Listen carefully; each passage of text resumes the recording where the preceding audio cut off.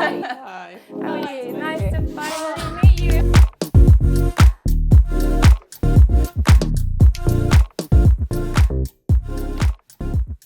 Hi, welcome. Hi, welcome to this episode of Chill with Sweaty AF. This week we have an amazing guest, Laura Graversen. Her business name is the Hygge Corner. Right, there you go. I knew I wasn't going to get it right. And she's come all the way from Norfolk today, so thank you for driving all this way to tell us your story. Okay. How did you get to the point where you were using cold therapy? And we were just talking before in the kitchen about your business, so I think that would be a really cool place to start. So, cold therapy came about after a conversation with a client, so I suppose that leads straight on to what my business does. So I have a wellness centre based in Norfolk, and one of my clients was like, oh, you need to listen to these podcasts, and I was like, okay. So the Sweaty AF, being the number one. At that point, I hadn't listened to Sweaty AF, but I'm not even sure you girls had started at that point. No, fair enough. Less than a year. So it was actually Andrew Huberman. So then I started doing a cold shower, which I still hate to this day. Yeah. Throw me in an ice bath, Yeah. fine. Cold shower, nope, not for me. See, we do cold showers. I still, and I'm the same, not the biggest fan compared to the ice bath. But it is a good way to lead into Definitely. ice bath. Definitely. I mean, I don't like being cold, so how on earth I've ended up so addicted to this, I have no idea. It's so weird that you say that, because I'm like that, Me and you're like that, and so many other people we've interviewed over the past year who are really obsessively into cold therapy say, I don't like being cold, and I don't like the cold. Yeah. And I'm starting to wonder whether there's something in that, because it's like the challenge. A psychological pull. Oh, it's, yeah. And then we went to Denmark at the end of May, and we decided to go into the sea. I think the sea temperature was about 8 degrees, because last year nothing had warmed up very well. Oh. So the air temperature was 13. The sea was like very cold. And my in-laws were like, you are nuts. I mean, I think we were there for 3 days, and I was in the sea every day. I love the water anyway. Yeah. But yeah, just going into the sea, getting cold and getting out, I was just buzzing for that. Then after we'd been at Health Optimisation, they released the barrels, and I was like, that's what I want. That visually was exactly what I'd hoped for, in terms of, like, I get a picture in my head of what I wanted it to look like, and the barrel was kind of right up there with how I wanted it to be. So we ordered that, and then I panicked, because I was like, oh, got to carry on cold showering, and I've actually got to learn how to get into that now, like on a regular basis.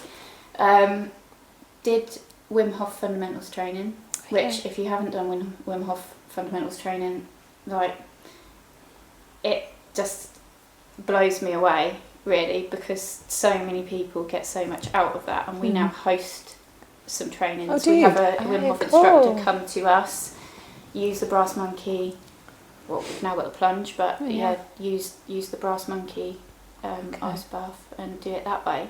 Okay, that's cool. Because people do get a lot from it. It's a really inward experience, doing the whole thing across the course of the day. Yeah.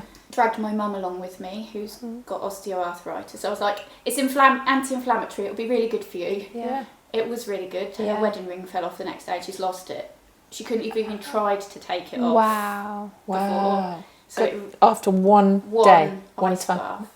One ice bath. See, that's like not show you what it does for inflammation. Exactly. Yeah. And so, like, I don't need 10 case studies, I've got one. Yeah. And I think there's a real quality in those anecdotal cases as well, where it's like, yes, you can go and read a scientific paper, and I get that that's very important, but actually when you hear real people's stories at different ages with different issues, how it's helped them, there's so much value in that, you know. I mean, I have one of my older clients, he's got rheumatoid arthritis. He's not long been diagnosed with that. He's been put onto methotrexate, which is obviously a very harsh drug. And he's getting on okay with it, but he's still getting flare-ups, and he's gone away on holiday, but before he went last week, his ankles had flared up, and he was like, I really don't want this to be a problem on holiday. Yeah. I was like, well, you know what you got to do, Henry. You need to put your feet in the ice bath. So he did. He swore at me the whole time. I was like, can you just breathe in between the exercises? Yeah. Bless. But he actually texted me just before he went away on holiday, and he said, I'm going to do it again when I come back. So he obviously must feel something. Yeah. Because we know that men aren't particularly forthcoming if they think things don't work. Yeah. So he's going to do it again. Do you ice bath every day? Or try? 5 out of 7 days, I would say. Mostly because what I've noticed is if I do it too many days on the bounce, that mental challenge of getting in goes. Yeah. I'm just like, I'll just get in. Okay. So it becomes too easy almost. I don't know if I'd say too easy, but I'm almost taking it for granted. Yeah. It's just like too... Yeah, I can understand. I can get that. I mean? Like too robotic. I'm a bit too robotic with it. I think if we have a few days off, it's definitely harder. Yeah. And do you do the contrast therapy every day, or no? You just so I don't contrast every day. Or every time you do an ice bath, would you do contrast or no? So usually I will ice bath and let myself warm back up because I feel like I'm one of those people who's quite sensitive to a cold environment, like outside. I've tried to like make my body more adapted to the cold. So rather than going and getting in the sauna or coming out of the sauna, I tend to use them standalone unless I'm going to do a solid contrast therapy session. Okay. And then, then. And what would your solid contrast therapy session look like? 10 minutes in the sauna, 2 minutes in the ice bath, and do that 3 times. Okay. So repeat that 3 times. Nice. And that's what we've got clients doing as well. Yeah. It's quite funny as well because people can't understand until they've done like the second ice bath, and then they're like, oh yeah, this feels good. This feels really good. Yeah. Especially when you've been in the sauna, right? It's amazing. Yeah. So. What benefits do you see from using the ice bath? Like I know if I'm in a bad mood, in the ice. Yeah. Because it just stops that.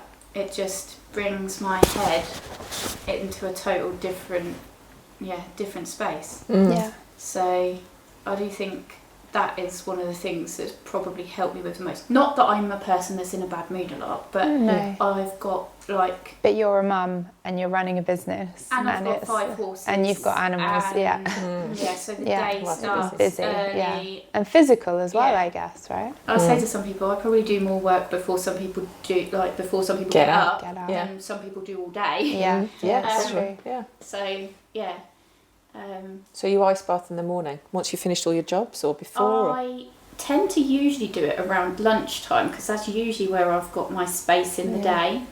Or if I've got like a gap between clients in the afternoon, I can usually probably as late as 3:30, 4 o'clock time. Okay. I have been known to come home from fitness class and go in it. Okay. When I've felt like I couldn't walk very well after a fitness class. True. Okay, I think I need the ice bath. But I don't tend to do that because I'm well aware that late evening ice baths can obviously mess your circadian rhythm and sleep up. So I don't really want to do that because I value my sleep, having not had very many full nights of sleep since Max was born. That's what I try and do. Yeah, we found that. We tried a night one once, and it was really it made nice. really nice really content because it was like neon and lights amazing, and everything. But neither of us slept very well after that, did we? I had more wake events on the Whoop than... I had a friend of mine as well, a little bit of a joker, who came and used the barrel when we first had that, wouldn't listen to me with the breathing.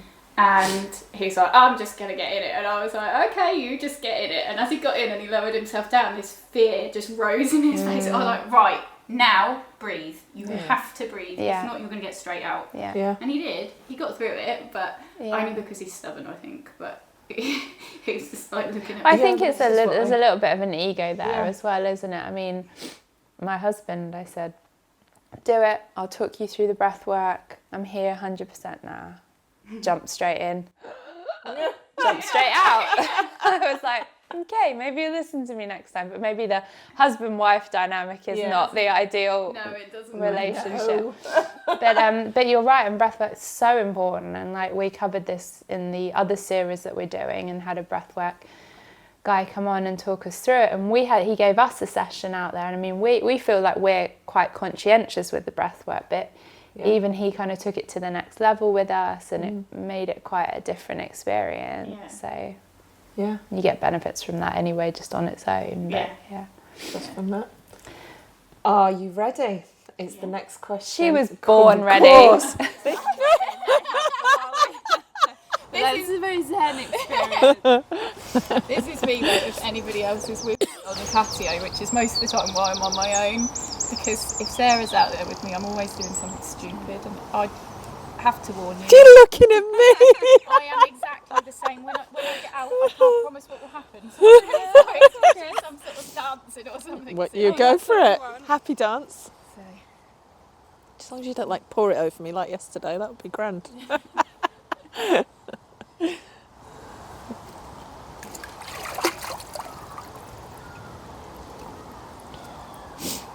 She's quite deep, isn't she, today?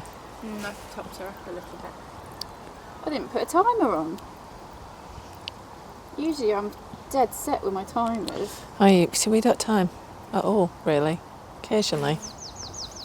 And why is that? Is that because you want to make sure you've done a certain time, or just because it's just part of the ritual, part of the routine? I suppose there's some days where like 30 seconds feels really hard. Yeah. There's other days where 4 minutes doesn't feel like long enough. Yeah. So it's kind of just keeping that awareness as to, But you won't be set on a time, so although you time yourself, it's more just to see, I did this amount of time today, rather than like I have to get to 3 minutes. I'm never super set on a time. So just go with what feels comfortable. Yeah. If I ever reach a point where I think to myself, my feet are really hurting now, then it's time to get out. And also, I read a bit of advice about shivering. Like if you start to shiver while you're in the ice bath, you should get out. Leave, yeah. But then Ren, who is the Wim Hof instructor who I'd work with, she shivers as soon as she gets in. So she said if she got out every time she started to shiver, she'd never stay in. I suppose you know yourself though, don't you? See, if I start shivering, I definitely know I need to. Speaking to someone about it, it was like if you start to shiver and you can control it slightly, then you're okay to stay in. Yeah. If you start to shiver and there's no way you can control it, then that's when it's time to get out. Yeah, definitely. I usually take my shoulders out for the last bit, because I'm always a shoulders under after so many people were like, you're not doing it properly because you're not putting your shoulders under. I'm like, majority of me is still in the ice bath. I'm pretty sure that still counts. So I always put my shoulders under now, just because if I don't do it straight away, I won't. Yeah. I'm that It's hard to kind of get that sink down. I think we've done 3.5 minutes, Wow. Amazing. Amazing. Well, your steps aren't where my steps are. Yeah. I was about to like... So my warm-up is always like a kind of squat kick thing, but like not the Wim Hof method. You don't do the horse thing I do, but in your own way. I'm dancing at this point because I've always got... Have you got some music? Yeah, I've always got music on, but... Do you get your clients to warm up when they come out as well?